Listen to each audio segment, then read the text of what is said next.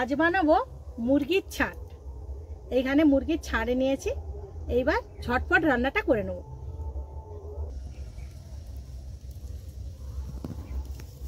কড়াইতে বেশ কিছু সরষের তেল দিয়েছি।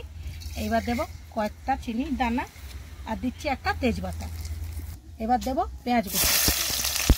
এইবার দেব রসুন বাটা, আদা বাটা। গাছের গোড়ায় ভিডিও করছি, কি আরাম, ঠান্ডা ঠান্ডা লাগছে। এবার টমেটো কুচি দিয়ে খুব ভালো করে মশলাটা কষে নেব। এইবার দিচ্ছি লঙ্কার গুঁড়ো, দিচ্ছি হলুদ, এবার দেব একটু ধনের গুঁড়ো, জিরে আর ধনের গুঁড়ো। মশলাটা যাতে পুড়ে না যায় সেজন্য দিচ্ছি সামান্য পরিমাণে জল।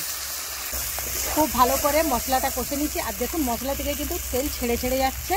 যে ছাটটা আমি এর মধ্যে দিয়ে দেবো।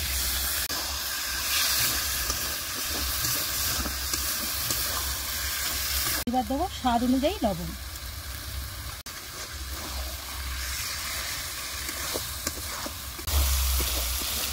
মাংসটা খুব ভালো করে কষে নিয়েছি। আর দেখতেই পাচ্ছেন কতটা লোভনীয় হয়েছে। এবার খুব কম করে জল দেবো। এবার একটু অল্প করে জল দিয়ে দেবো।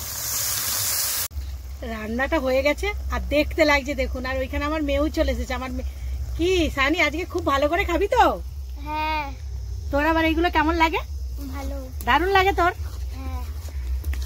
রান্নাটা হয়ে গেছে, এইবার নামিয়ে নেব। আম গাছের গোড়া থেকে এটা টুক করে কিন্তু আম পড়ে গেছে। সায়নী দেয়, আমটা তোল তোল, পেকে গেছে। আর আম গাছের গোড়ায় ভিডিও করছি তো। মিষ্টি আমটা দেখো। হ্যাঁ, এখন তো রেখে দিই। এখন মাংসটা খেয়ে বল কেমন হয়েছে।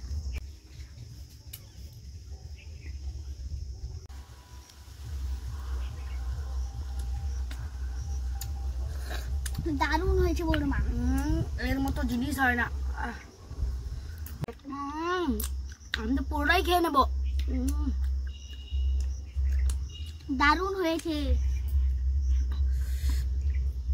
আমি কাউকে দেব না, যা ভালো হয়েছে একাই খেয়ে নেবো। তোকে আমি দেবো না। আমি দেব না। ভিডিও যদি ভালো লাগে তাহলে অবশ্যই একটি লাইক দেবেন।